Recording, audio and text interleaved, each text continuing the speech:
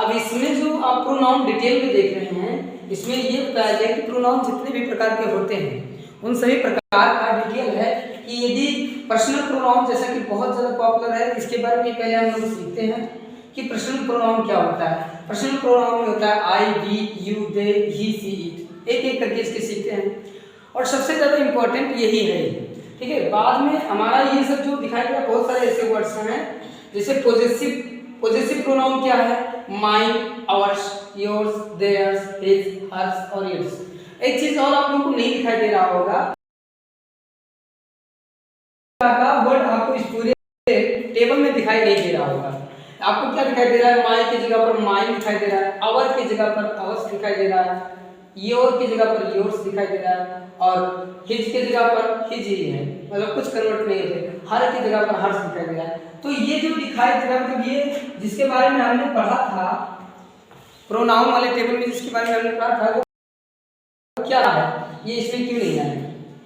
ये क्या चीज है? ये एडजेक्टिव है, यानी ये एडजेक्टिव है और ये प्रोनाउन नहीं है। ऐसा हम लोग कई बार सीखते हैं कि आई का माई, वी का आवर, है ना, यू का योर, इस तरह से होता है।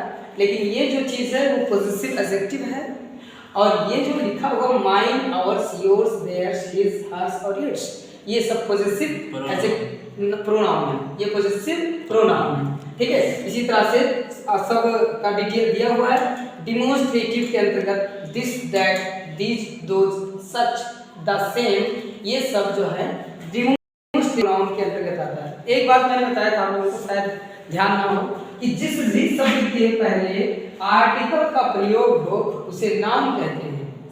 लेकिन ये आपके एक्सेप्शन में आएगा कि द सेम एक तरह से प्रोनाउन के लिए यूज किया जाता है, किसी नाउन के स्थान पर इसको यूज करते हैं और इसीलिए ये द सेम जो है एक प्रोनाउन की तरह बिहेव करता है, ठीक। डिस्ट्रीब्यूटिव में क्या है?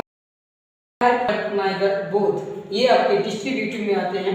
रिफ्लेक्सिव में क्या होता है? सेल्फ वाला लगा होता है, जैसे myself, ourself, yourself, himself और हर सेल्फ। अच्छा, इसमें एक चीज और मैं बताना चाहूंगा कि जो आवर सेल्फ है वो आवर सेल्फ भी हो सकता है, योर सेल्फ भी होगा और योर सेल्फ भी हो सकता है। हिम सेल्फ नहीं हो सकता, हिम सेल्फ ही रहेगा, हर सेल्फ ही रहेगा, ठीक। इंट्रोगेटिव जो होता है हु, whom, whose, which और what होता है, जबकि हमें वही सारे वर्ड इसमें भी दिखाई दे रहे हैं। जैसे रिलेटिव प्रोनाउन क्या होता है? which, whom और who, यही तीन वर्ड केवल रिलेटिव प्रोनाउन होते हैं। रिलेटिव प्रोनाउन क्या होता है? जो एक नाउन को दूसरे नाउन से जोड़ता है, या वही किताब है जो आपने मुझे दिया था, ये वही किताब है जो आपने मुझे दिया था। तो जो शब्द है, ये जो शब्द प्रोनाउन की तरह यूज किया जाता है। ये वही आदमी है जिसने तुम्हें पढ़ाया था, तो जिसने जो शब्द है प्रोनाउन की तरह बिहेव हुआ है। तो जिसकी अंग्रेजी यहाँ देखो, हु टीच यू, जिसने तुम्हें पढ़ाया था, ठीक है। whom मेड यू, जिससे तुम मिले थे। whose बुक दिस, जिसका ये किताब है। which मतलब जिसका, या which का जो हिंदी होता है वो कौन सा या कौन सी होता है, ठीक है। तो यहाँ which मतलब जिससे हो जाएगा, what माने जो होता है, ठीक है। तो इस तरह से इसका अर्थ निकलता है। रिलेटिव जो होता है ये भी दो नाउन के बीच में संबंध जोड़ता है या किसी नाउन के बारे में बताता है, जैसे which जिसका, whom जिसको, who जो, इसका अर्थ होता है, ठीक।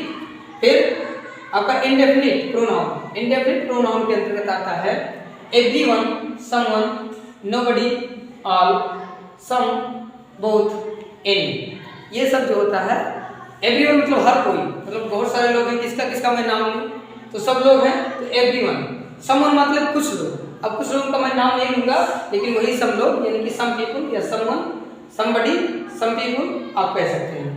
नोबडी मतलब कोई नहीं, मैं किसी का नाम नहीं लूंगा, उसकी जगह पर मैंने कह दिया नोबडी मतलब कोई नहीं।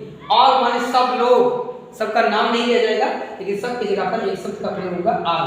सम मतलब कुछ, मतलब जो भी सामान है, वस्तु है, वो कुछ मात्रा में मुझे चाहिए या कुछ चाहिए, मतलब मुझे कुछ चाहिए। जैसे आप जो है दुकान पर गए और उनसे बोले कि एक काम को मुझे कुछ दे दो, अब वो कुछ जो है, जब तक आप नाम नहीं लोगे कि मुझे क्या चाहिए, वो क्या दे देगा, उस ऐसी जगह पर सम का यूज किया जाता है, मुझे कुछ चाहिए।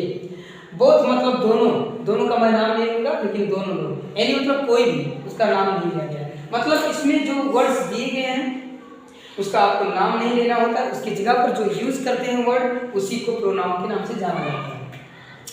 रेसिप्रोकल के अंतर्गत क्या होता है? ईच अदर, एक दूसरे का, वन अनदर, एक दूसरे का। ईच अदर किसके लिए यूज किया जाता है?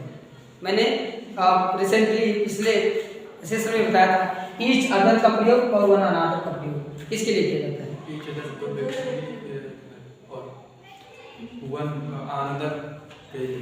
हाँ, ईच अदर दो लोगों के बीच में जब आपस में बंटवारा कर लो, दो लोगों के बीच में, और वन अनदर एक दूसरे के बीच में, मतलब आपस में बांट लो कोई सामान, तो उसके लिए वन अनदर का यूज करते हैं। इसी तरह एक्सक्लामेटरी है, ये व्हाट, हाउ, और दो वर्ड के बारे में मैं बात करता हूँ। व्हाट और हाउ ये इंटरोगेटिव भी है ना, और इंटरोगेटिव में इंटरोगेटिव प्रोनाउन भी है, इंटरोगेटिव वर्ड भी है, और ये जो है ये आपका कंजक्शन भी है, सॉरी इंटरजेक्शन भी है, ठीक है। और ये जो है आपका प्रोनाउन की तरह भी यूज किया गया है। व्हाट मतलब किसी चीज का नाम ना लेकर के व्हाट का इस्तेमाल करें तो वहां पर ही प्रोनाउन का यूज होगा।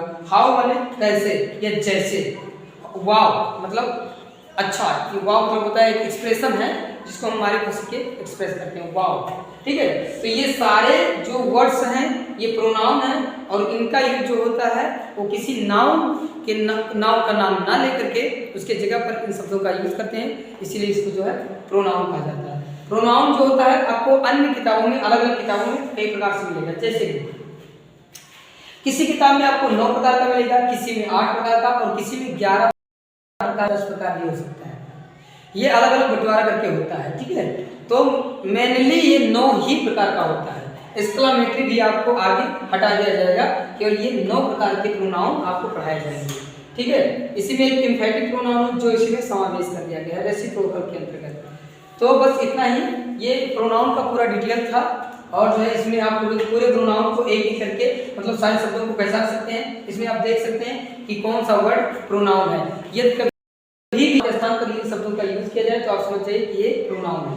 अब ये एक चीज और समझते हैं कि ये जो वर्ड्स आपको दिखाई दे रहे हैं ये ना केवल प्रोनाउन की तरह बल्कि एडजेक्टिव की तरह भी बिहेव कर सकते हैं, ठीक है। जैसे each other, one another, who, हुम, और ये कुछ वर्ड, सारे वर्ड्स नहीं लेकिन कुछ वर्ड जैसे कि व्हिच, हुम, हु, हुम, हुज, व्हिच और व्हाट, ठीक है। ये सारे वर्ड जैसे बोथ हो गया, तो ये सारे शब्द जो हैं वो एडजेक्टिव की तरह भी